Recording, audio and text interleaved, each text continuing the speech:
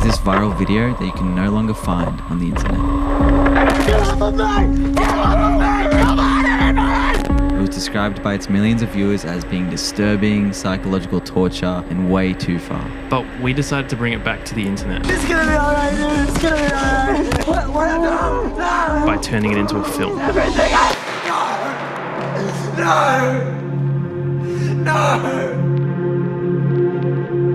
We started by writing a script and we based it off the original video that was posted back in 2015 by creator Sam Pepper. Sam Pepper is probably one of the most controversial YouTubers, and he teamed up with Sam and Colby to create the most hated video on the internet. Maybe it's second to like the Logan Paul thing. Logan Paul's pretty high up there too. But why does everybody hate this video? Because they literally kidnapped someone and forced him to watch his best friend get killed in front of his eyes. Now, the internet didn't know if this was fake or not, but either way, pretty messed up. Our goal with this film was to highlight how people could spiral into a toxic place like this when they're living for views. But halfway through writing this script, we needed to remind ourselves why we're even doing this. So we just stopped for a minute and we remembered this crazy idea we had back in 2018. We started writing our own original series in this same story world of YouTubers taking things too far. Our main character takes his content further than anyone's gone before, blurring the lines and destroying relationships along the way. And it asks the question, how far is too far to be redeemed? And every time we revisit this idea, we only get more excited. But we knew that this was going to be a much bigger project that we needed funding for, and we just couldn't make it right now. Need a bit more time.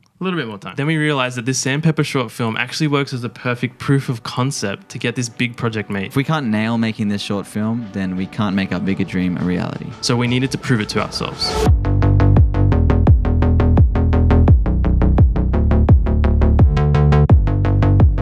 So we ended up gathering a crew of new people that we've actually never worked with before. So on the first day, we shot the pool scene, we shot the warehouse scene, and we also shot the editing scene. The team seems really on top of it.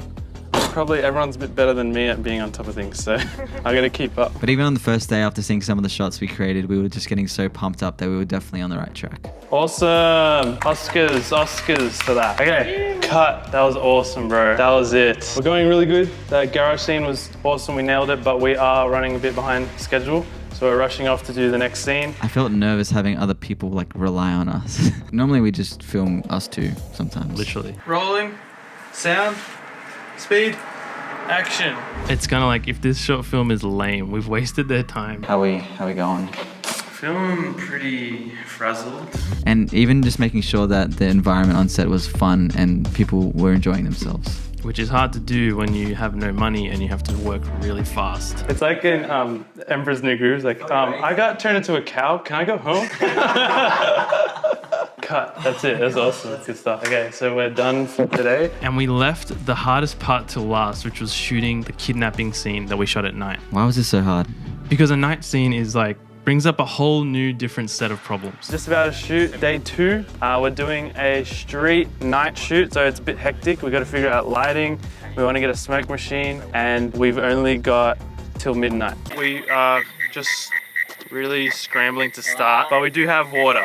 Instant production value, baby. We're in Justin's nightmare right now. My back is not in a good position. Did you get the light from Amazon? People don't understand, sound is physically challenging. Your traps, you really need good traps. You need to rest it on your shoulders and hold it still. Underappreciated, man, underappreciated. People just go to sound. I appreciate you. No, I'm joking. Whose car is that? Is that a neighbor? Street shit's car. Yeah. Like, how the heck do you record someone at night yelling at the top of their lungs for help in a residential area?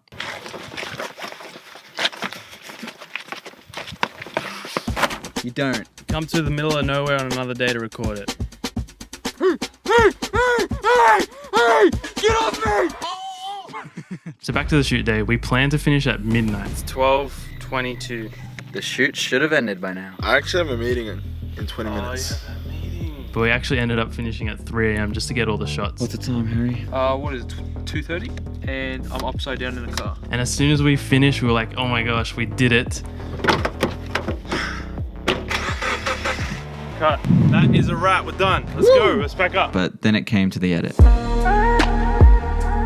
And To be quite honest, version 1 of this film was Poop. a disaster. It wasn't getting across the story world that we had in our minds. If we can't do it with a short film, could we take this to a bigger level and pull it off? But we know literally every time we get to the edit, there's a stage where we feel like it's not going to turn out how we thought. But there was still some more polishing to do. We had to refine the edit, add some music, do the color grade. So we decided to push through, and then we're going to see if this actually turned out how we planned. I feel like 90% of what the film is in that last 10% of polishing. So true. If we showed people the film when it's 90% done, That would be a comedy. it'd be a literal tragedy.